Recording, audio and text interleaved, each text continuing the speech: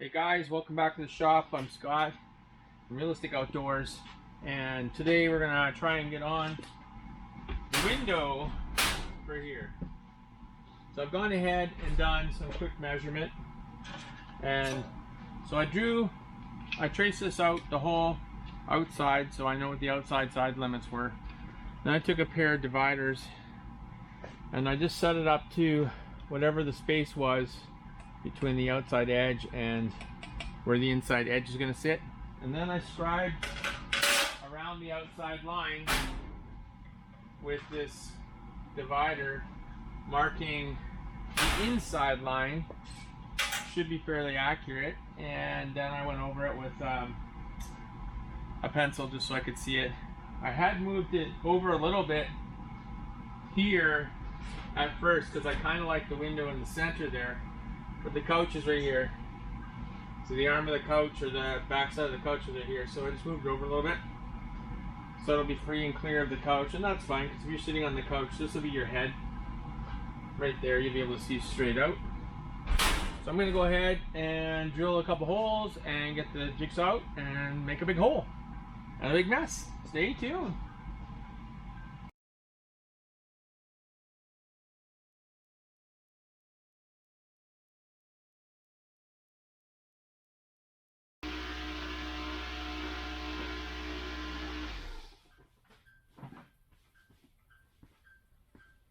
Damn, that's noisy.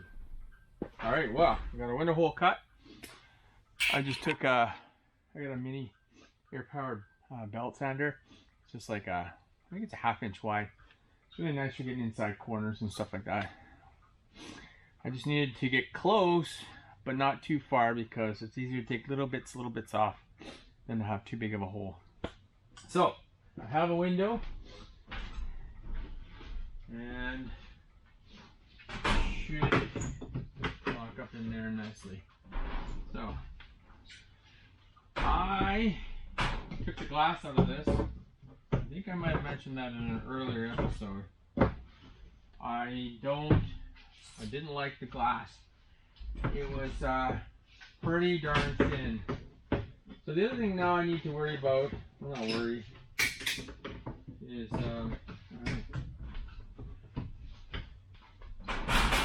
my wall is 3/4 inch thick, but of course the window is set up for whatever that standard wall thickness was. I think it's 1.5 inches, 1.25 inches. That's what I took out from my other window. So I'm going to frame the inside. Because I'm painting it all black, I'm going to do a nice light oak trim around the window and down the edge of the door, just so it'll stand out a little nicer and it'll give me a good frame. Because I'm bringing a frame down this inside here to support the door stop, and there'll be another one across the top. So I wanted to line these up so that I can frame one across and then frame these down around and the one straight down. I may go down the sides, but I don't think there's any point. The couch starts right here, so you won't see it anyway. So yes, I'm gonna put plexiglass in there just for the back roads and stuff. I don't know, I think I just prefer plexiglass. I had considered putting it on the door, but because I sit here, probably the most is where I'll sit. I got the light coming in from the front and from the side, so and also I didn't want it to get broken because the door swung open in the wind or something. So anyway, the plexiglass will go in very, very last because of course I still have to pop those back out when I'm fiberglassing. So I think now that I have that in, I think I'm going to work on putting the handle in, just temporary. Oh, that's the other thing.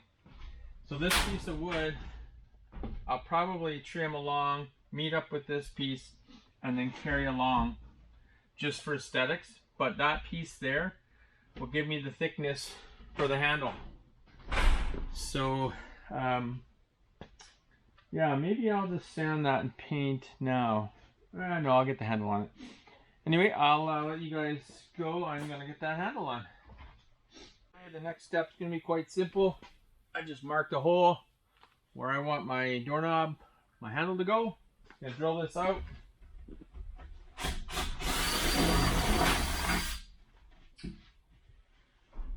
Easy peasy.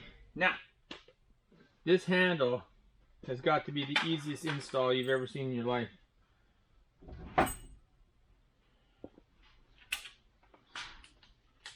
Easy peasy.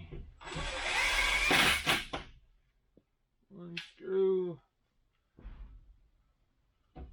Two screws. That's it. Now, the only thing you have to figure out is which way this is going to turn. Okay, that's not it. This way. To lock it. That's it. If you want to close it down from the top, I guess you could flip it over if you want to close it down from the bottom. But that's the way I'm going to do it right there. It's going to come up from the bottom. So let's put an Allen set in there. Now, like I said before, you can adjust this to whatever size you want. And of course, right now, I've got the 3/4 inch plywood in there. There it is. Was that like not the simplest door handle ever? So, sitting here doing all this thinking, because of that couch and that mistake that I made, or didn't allow for enough space because of that camper box, I'm not going to be able to frame this on the inside the way I wanted to. So, I'm going to have to cut some plywood, some 3/4 inch plywood, and build a ring that's exactly the same size as the inside. And then just round all the corners and stuff. And then glue that in place. And then this can fit in there nice and snug.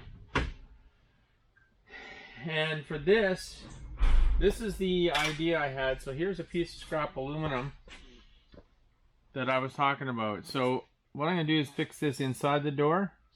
This is the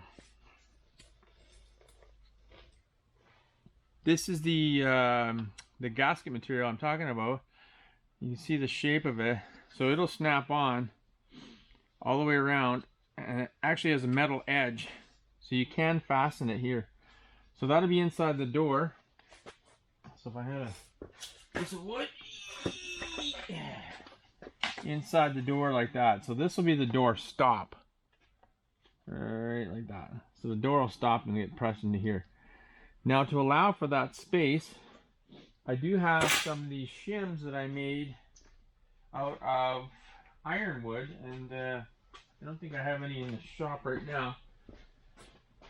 But to allow for the distance, they're just slightly over a 1/16 thickness. This is my oak one, but so in behind the wall, I'm going to have to make that like that, and then I'll fasten to the wall this way. And that'll allow for the door to close completely flush with the outside wall. So I'm not going to be able to do the wood trim I had planned. I just tried a couple pieces, and it does not work because of that lack of space from that couch. So that couch, I mean, I can open and close it with the wood there. But because it's so tight on it, I'm going to eventually wear and rub a hole in the couch. Not that I plan on using this a million times a week or whatever, but just to eliminate that. So that trim here will be right flush on the inside, so it won't rub that. And I think this will just be that metal around the inside, here and here, just for the seal and the gasket.